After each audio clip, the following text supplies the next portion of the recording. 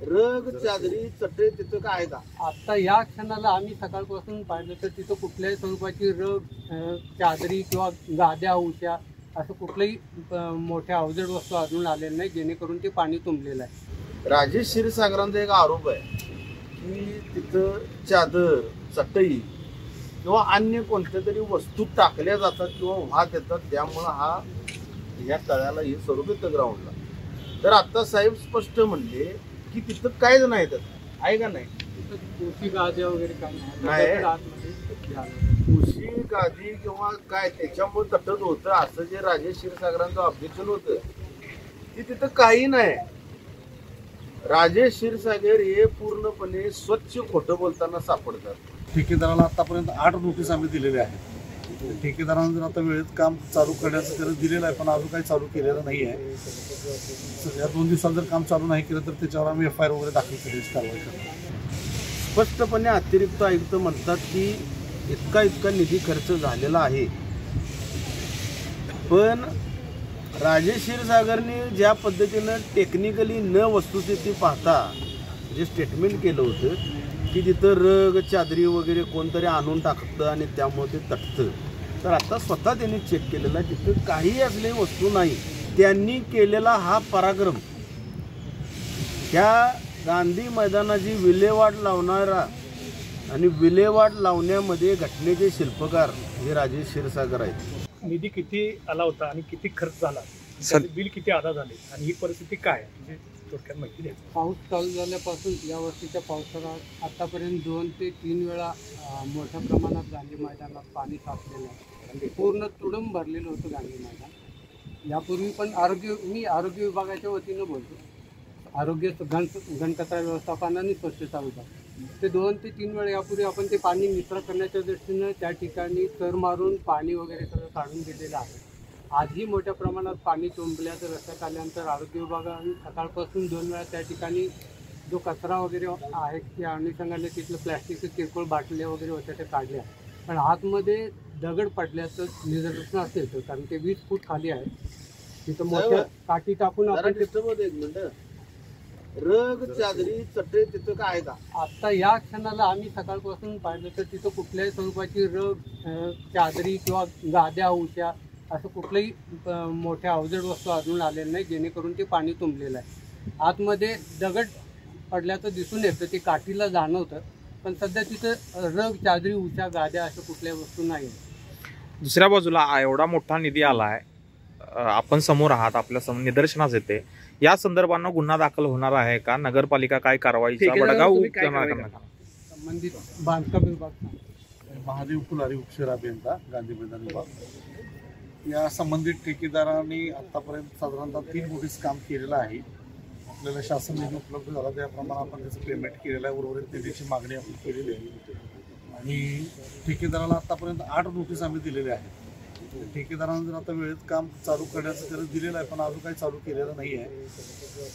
या 2 दिवसात जर काम चालू नाही केलं तर त्याच्यावर आम्ही FIR वगैरे दाखल करण्याची कारवाई करतो. काम चालू नाही केलं, मात्र आलेल्या निधीचा योग्य वापर झाला असं वाटतंय का? निधी सत्कारणी लागला असं वाटतंय का तुम्हाला? आता बाहेरून चॅनल याच्या बांधत आहे, तो निधी आपण याच्यावर व्यवस्थित याच्यावर खर्च केलेला आहे. आतापर्यंत खर्च झाला तो योग्य ठिकाणी झालेला आहे असं वाटतंय काय? काम झालंय ते योग्य पद्धतीने झालं? आपण बांधलोय, तो अजून ऑपरेट केलेला नाही आहे, कारण ते पुढे काम व्हायचं आहे, पण तो बांधलेला चॅनल आहे, तो पूर्ण काम झाल्यानंतर हे पाणी थांबेल असं वाटतं, मला वाटतं. पूर्ण आता समजा चॅनल बांधायचं काम सुरू आहे, ते झाल्यानंतर हे पाणी यायचं इथे बंद होईल का, असं काय त्याप्रमाणे काय अभ्यास केला का? नियोजन तसंच आहे पाणी थांबवण्याच्या दृष्टीने. 3 कोटी रुपयाचा निधी खर्च करूनही हे आपल्याकडे एवढं मोठं पाणी साचतंय, ह्याच्याबद्दल तुम्ही ठेकेदारावर काय म्हणजे त्यामध्ये काय त्याच्यामध्ये त्यांनी काही बाबी आहेत? एक म्हणजे तो चॅनल बांधायचा कामाचा विषय, आणि दुसरं चॅनल इथं चोकअप झालेला विषय.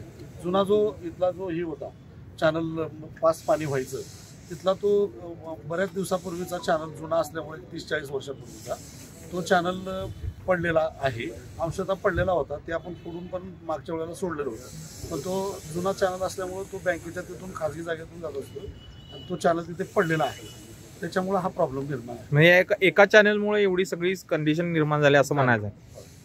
त्या चॅनलमुळे परिस्थिती झाली. आता 2 अधिकारी वर्गाने स्टेटमेंट केलं. स्पष्टपणे अतिरिक्त आयुक्त म्हणतात की इतका निधी खर्च झालेला आहे.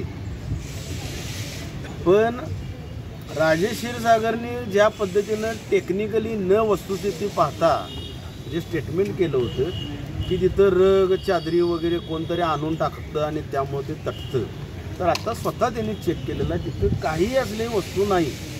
राजेश क्षीरसागर हे स्पष्टपणे खोटं बोलताना सापडलेले आहेत.